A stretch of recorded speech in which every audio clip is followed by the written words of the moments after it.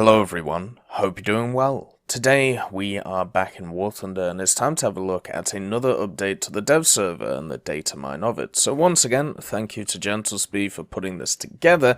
It seems like the dev server got updated to 1.97.0.43. It's now been reverted back to 0.42, but what's kind of surprising is normally you get this update like a day or two before the update drops, and from all accounts and from looking at pretty much everything, it looked like this update was supposed to drop today, but, well, it's not here. So unless they've run into an issue, or they're postponing it, or something is happening, obviously, something has changed. Anyway, there is also a little bit of news. The Apache Bundle is once again back on the Xbox store, and in the form of the Peten, the premium one that we talked about before. Now, this actually had a date on it for release, which was the 10th, and also it was available to purchase for a few hours. Now it's become unavailable to purchase, but it is still there, so that is a sign for the future, for something that I'm sure will come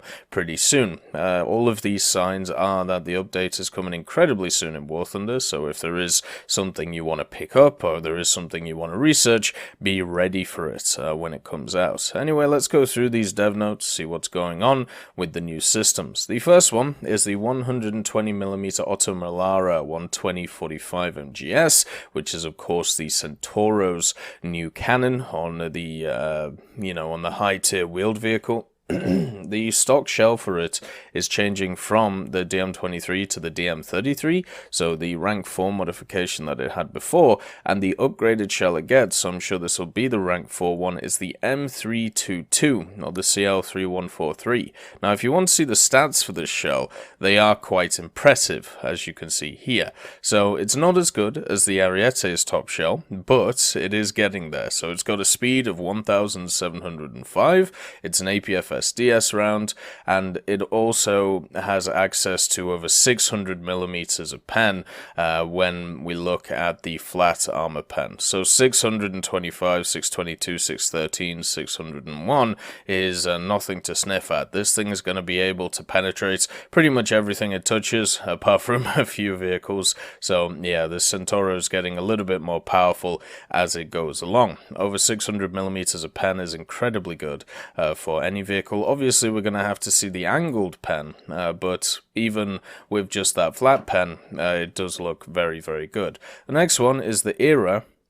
For the FY4, the generic armor quality is increased from 1.7 to 2.8. So the FY4 is actually the ERA that you find on the ZTZ-96A, the new Chinese tank. So they've improved its armor capabilities a lot on its turret and its upper glacis. So hopefully that'll be harder to punch through, since, it's supposed to be pretty strong. The next one is the A129, so that is the Italian helicopter, the H1Z, all of the Apaches, and also the H64A Peten, which obviously wasn't on the dev server. I've still got a feeling that's going to be an exclusive, and I really hope that isn't an exclusive for the consoles, but it's looking ever much more so. The K50, the K52, and the Mi-20N, and all the Eurocopter Tigers, they received CCIP for the turret. Now, if you don't know what CCIP is, it's the Constantly Computed Impact Point.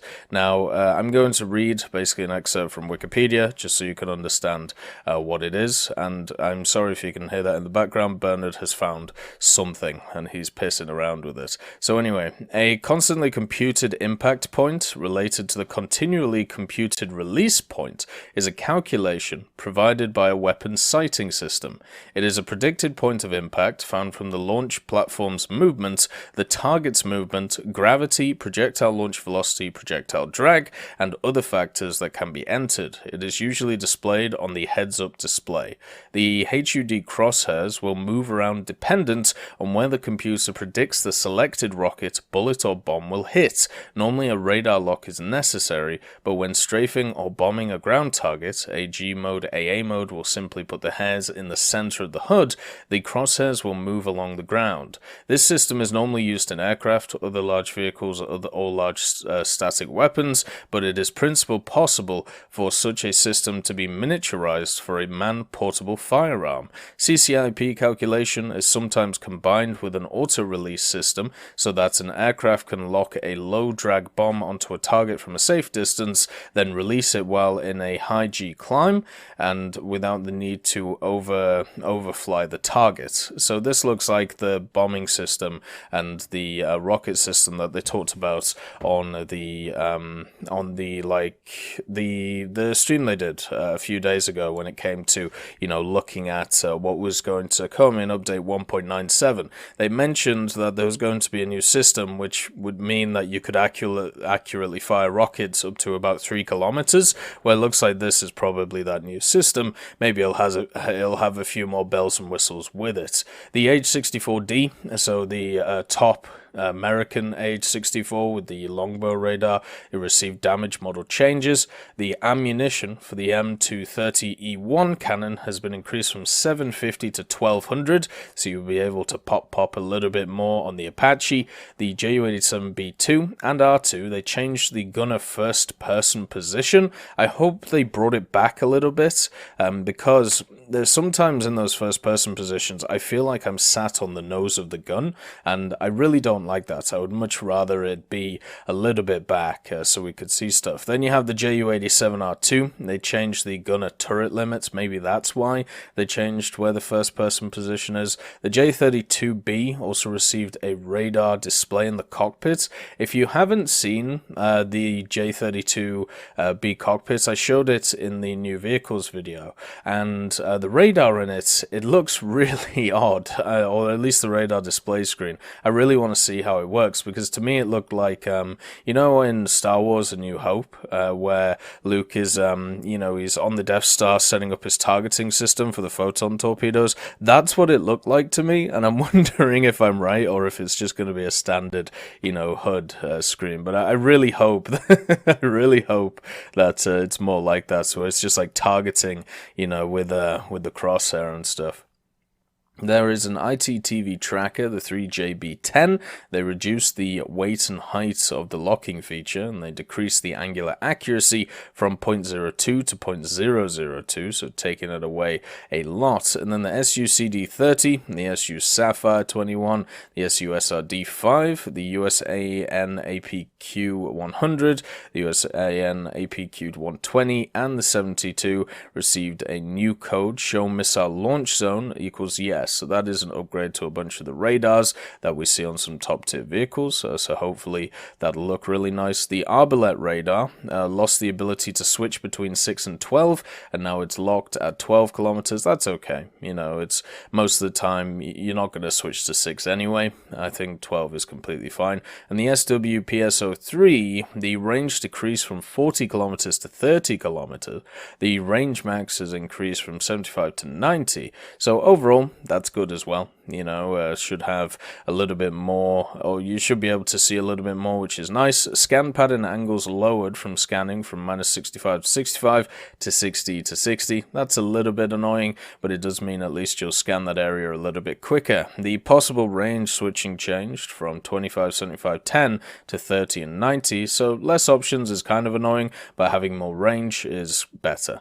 The possible range, sorry, I just read that. The SWPS42 search, the range switching change from 90-30 to 90 to 30-99. Okay. Oh god. Yeah, that would probably just affect the default radar position, as Gentlespie has said.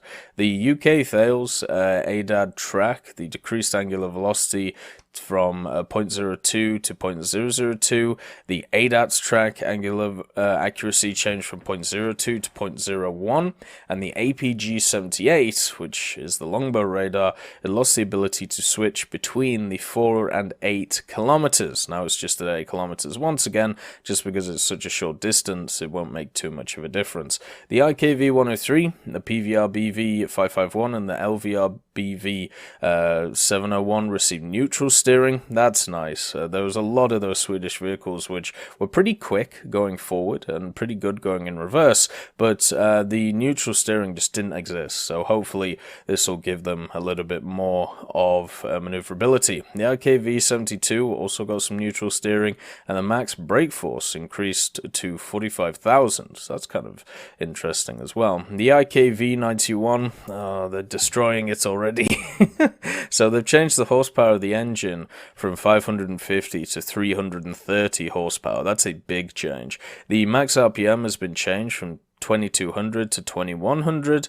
They changed the main gear ratio from 1.0 to 1.1. They changed the side gear ratio from 2.5 to 3.0, and they changed all gear ratios affecting number of gears. So the top speed decreased for reverse and slightly increased for forwards movement, but also the tank got the ability to float. So it's lost a bunch of its power when it comes to its overall acceleration. It's lost a bit of RPM, but now it's a buoyant boy, so you know there's a little bit there, which is kind of nice. But I think this is an overall nerf to the IKV91, and since that is one of the vehicles I'm really looking forward to in the Swedish tree, that kind of sucks.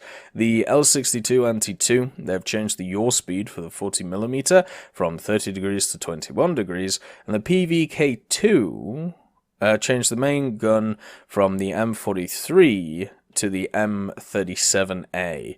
So we'll have to see how that affects the vehicle. They are still the same caliber. I'm wondering if they'll get the same ammunition. Hopefully they do, because that PVKV2 is looking pretty fun to use. The SAV M4346, they've decreased its mass by 0.4 tons, shouldn't make too much of a difference. And the 121 and the 122, so the top tier, you know, Leopard 2A4 and basically improved Leopard 2A5. For the Swedish, they've changed the machine guns from the MG3s to the 7.62 KSP M94s. And the SDRV-74, the third-person zoom-out FOV changed from 40 to 13.3, that's a big change.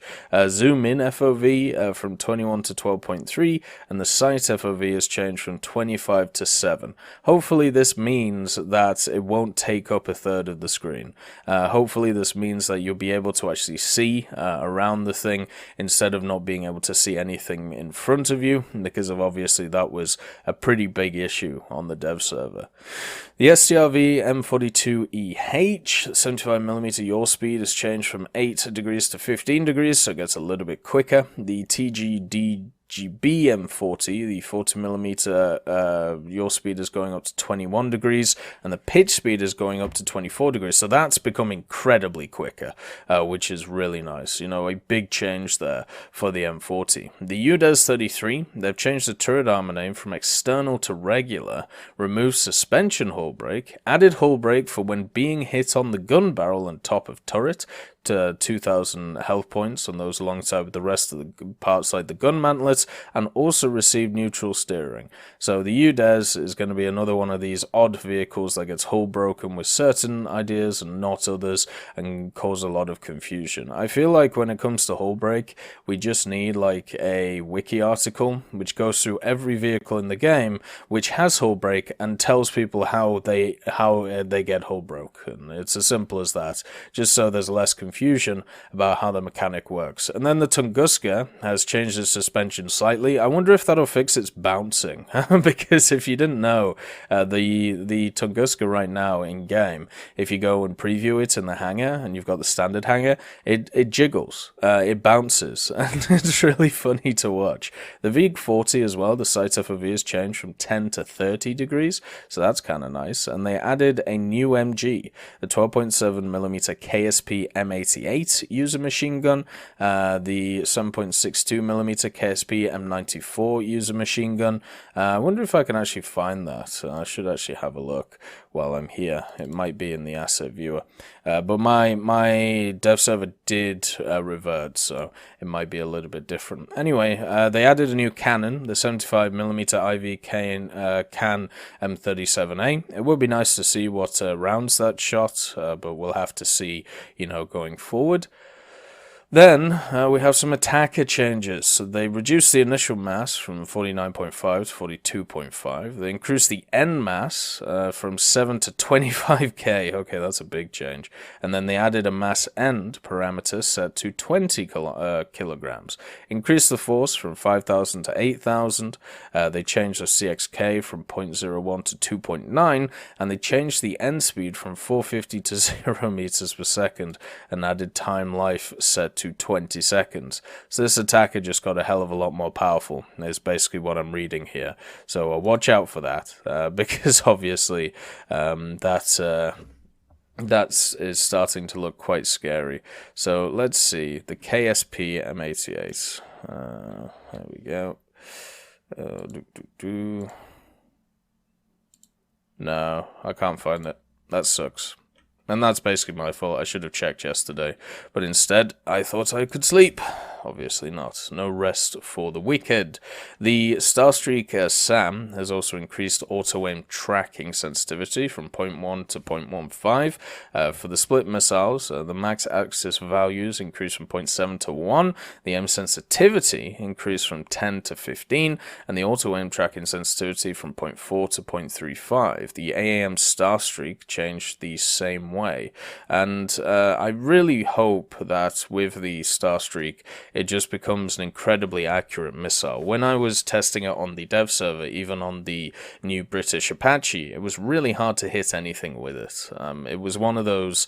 It was one of those missiles which you can, like. I understand how it's supposed to work, and I also think it has the highest skill ceiling in game, and has, it should have some of the best actual performance in game. But the problem is, it's just impossible to use because of how it's supposed to work in game. So that really sucks, and it also sucks for the Apache one because you have really no control over it, and its success method compared to the Stinger is so low because of how it works. So hopefully these changes have kind of helped that. Then you have the 75mm PV can M43 has APC-BC, which has been decreased by 35 meters per second. The APDS has been increased from 1110 to 1160. The 75mm PV can M43, the AP shell speed decreased from 840 to 815,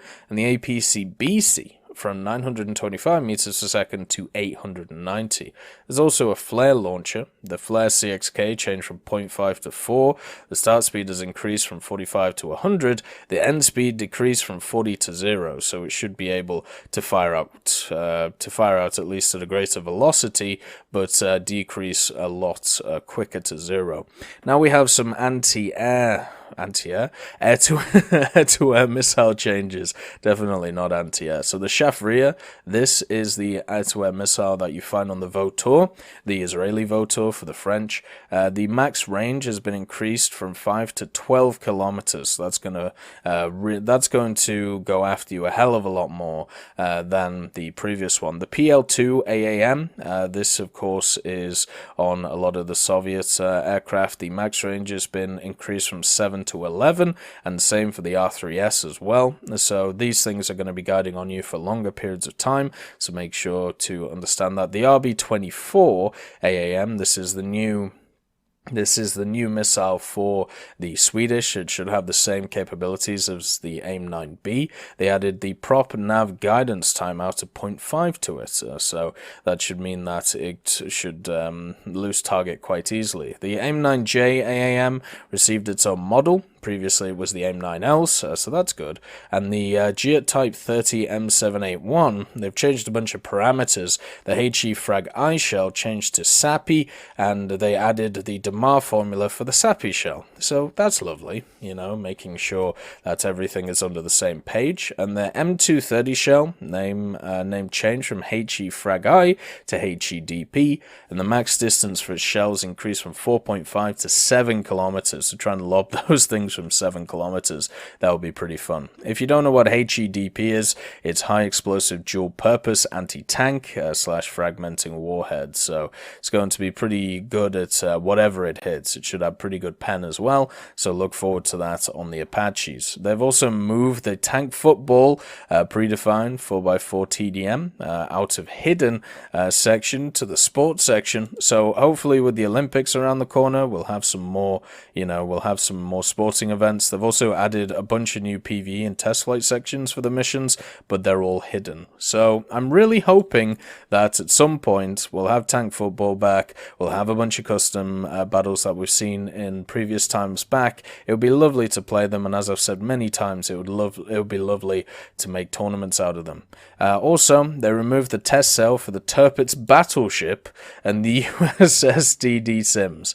I don't know what the Tirpitz is doing there, but, well, it's there. So, there you go. We've also had the Gneisenau guns be seen in the files, or at least a gun which is named the Gneisenau, which is 100mm, even though the Gneisenau never used any 100mm, so I don't really know what's going on with that. And then a BR change. The Centauro MGS has been changed to 10.0, and that makes sense with this new round which is coming in for it. So, overall, a lot of changes for the dev server, and I'm not sure we'll have a third dev server, so this might be it until we hit live. Hopefully we get confirmation soon when the update is coming out, but at least at the moment there is no confirmation. My guess would be the next few days though, so watch out for it, watch out for the news for it. I hope you all have a wonderful day, and I'll see you next time. I just want to thank Ambrosius McClellan, B. Young, Blackie, Chris Giltnane, Daniel Stanton, Jay Wilt, John Ryman, Martinez, Super Cacti, Trigger Hippie, Eugens Terry, and also Elove Goat and Samuel Slick for supporting the channel.